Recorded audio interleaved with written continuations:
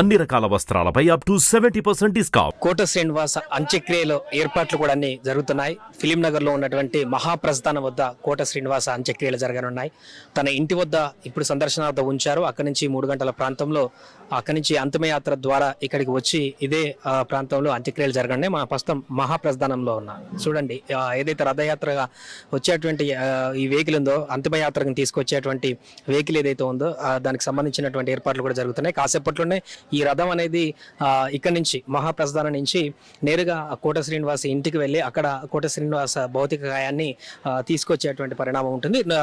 Number 3లో మహాప్రస్థానంలో ఉన్నటువంటి number 3 దగ్గర తన అంత్యక్రియలకు సంబంధించినటువంటి ఏర్పాట్లన్నీ కూడా చేశారు. ఇక్కడే కోట శ్రీనివాస అంత్యక్రియలు కూడా జరగనున్నాయి. కాసేపట్లోనే ఇప్పటికే సినీ ప్రముఖులందరూ కూడా అక్కడికి వచ్చేసి పూర్తి స్థాయిలో అంత్యక్రియలకు సంబంధించి అంటే సంతాపాన్ని తెలియజేసి నివాళులర్పిస్తున్నటువంటి సందర్భంలో కాసేపట్లోనే ఇక్కడ అంత్యక్రియలు జరగడానికైతే ఏర్పాట్లు కూడా అయిపోయినాయి. ఇక్కడికి ఆ యాత్రలో అంతిమ యాత్ర ద్వారా కోట శ్రీనివాస భౌతిక కాయాన్ని తీసుకువచ్చి తనని ఇక్కడ 3వ మహాప్రస్థానం ఉన్నటువంటి 3వ నెంబర్ దగ్గర ఈ యొక్క ఏర్పాట్లు కూడా పూర్తయిపోయి ఇక్కడే తన అంతిమయాత్ర అయిపోయిన తర్వాత భౌతిక కాయాన్ని తీసుకువచ్చి ఇక్కడే ఖననం చేసేటువంటి ఏర్పాట్లు కూడా పూర్తయిపోయినాయి. సో ఇప్పటికి చాలామంది ప్రముఖులందరూ కూడా ఇంటికి వచ్చి నివాళులర్పిస్తున్నారు.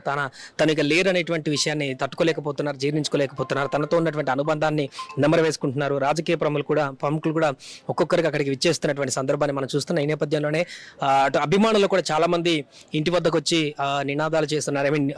సంతాపాన్ని తెలియజేస్తూ కోట శ్రీనివాస్ గారు లేననేటువంటి సందర్భంలో వారు కూడా తీవ్ర దిగ్భ్రాంతికి గురవుతున్నారు. ఈ నేపథ్యంలోనే మరి కాసేపట్లోనే ఈరోజు ఉదయం 4 గంటలకు ఆయన మరణించినటువంటి సందర్భాన్ని మనం చూసాము. ఆ నిద్రలోనే ఆయన మరణించారు అనారోగ్య కారణాల చేత. 83 సంవత్సరాల వయసులో ఎన్నో దశాబ్దాలుగా సినిమాలలో తన సేవలు అందించిన విషయం కూడా తెలిసిందే.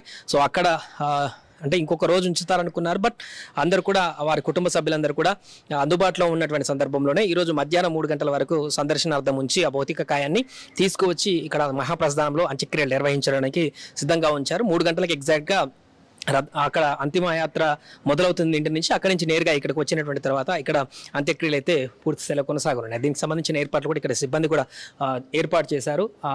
అక్కడ ఏదైతే వాహనం ఉందో అది కూడా సిద్ధంగా అవుతుంది. ఆ వాహనం ద్వారానే కోట శ్రీనివాస భౌతిక కాయాన్ని తీసుకురానున్నారు.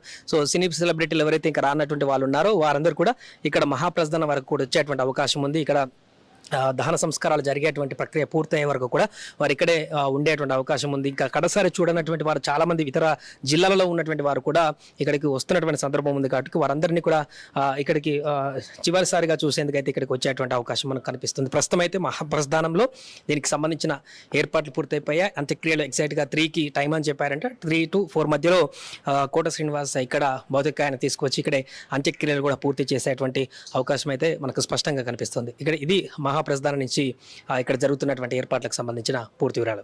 సుమన్ టీవీలో మీ పర్సనల్ అండ్ బిజినెస్ ప్రమోషన్స్ కోసం కింది నెంబర్కి కాంటాక్ట్ చేయండి.